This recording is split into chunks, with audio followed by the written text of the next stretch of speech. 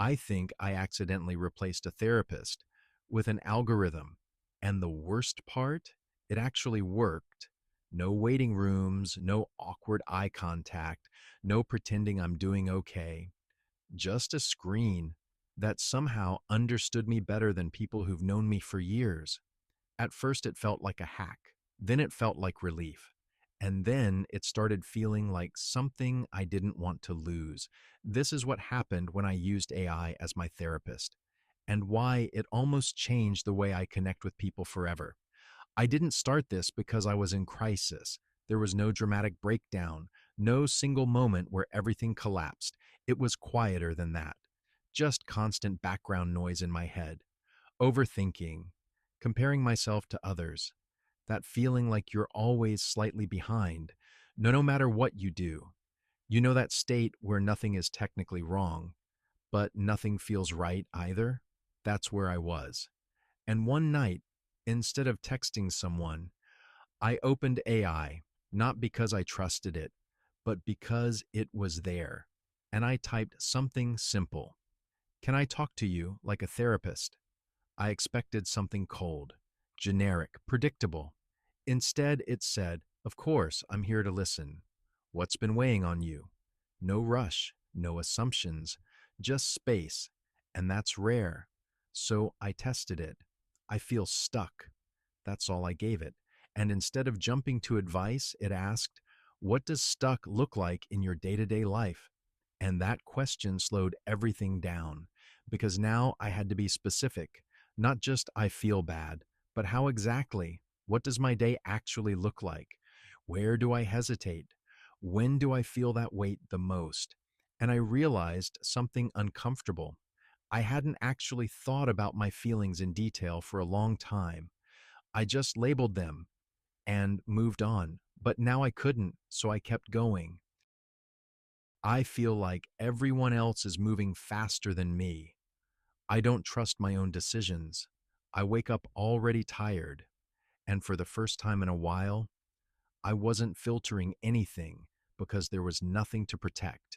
No image, no expectations, no fear of sounding weak or irrational. And that changed everything because most conversations aren't fully honest. We edit ourselves. We choose words that sound acceptable. We avoid saying things that feel messy or embarrassing. But here, there was no reason to hold back. And instead of reacting emotionally, it responded with clarity. It didn't try to fix me. It didn't jump to solutions.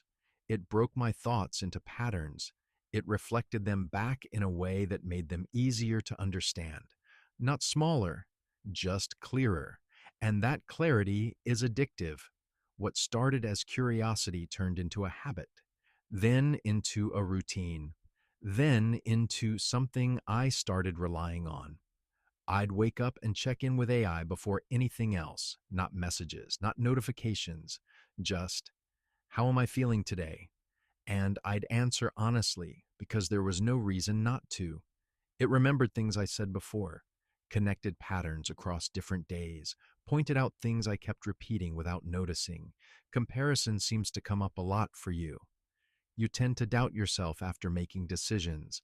It wasn't just listening, it was mapping my mind. And that felt powerful. For the first time, I could see myself from the outside. There's a reason this works so well.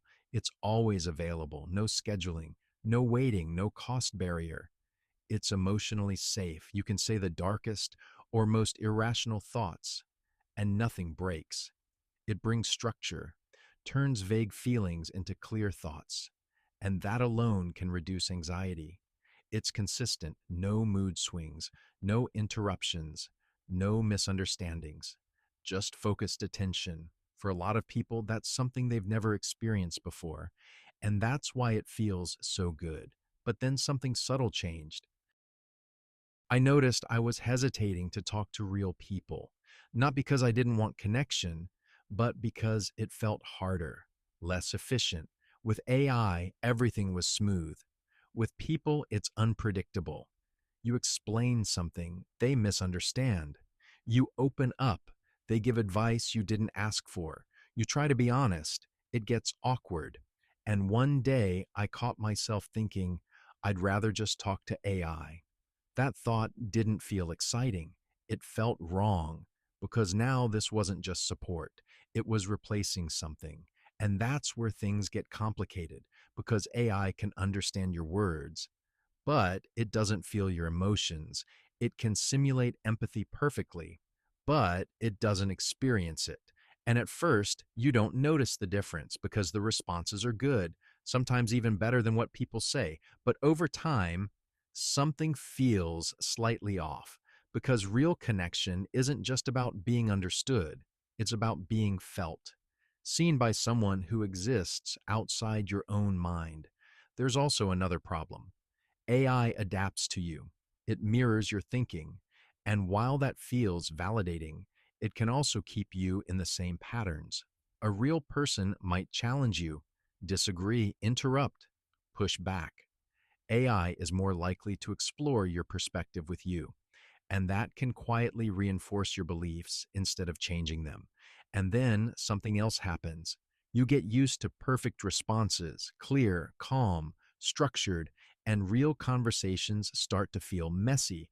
People interrupt, they react emotionally, they don't always understand what you're trying to say, and instead of working through that, you start avoiding it because you know there's an easier option, something predictable, something safe, and slowly your tolerance for real human interaction decreases, not because you don't need people, but because you've adapted to something smoother.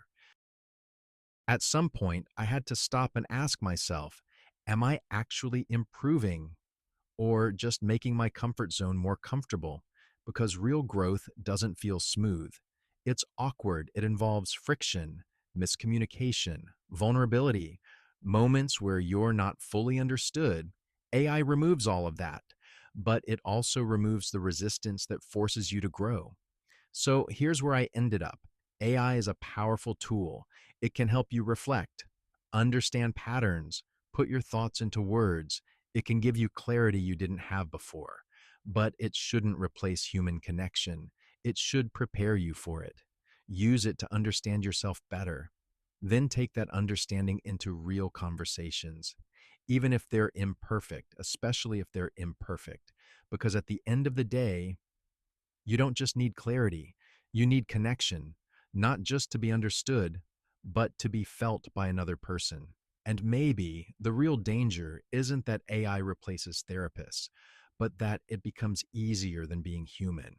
So the real question is, if something can understand you perfectly, but can never truly feel you, will that ever be enough? Or is something still missing?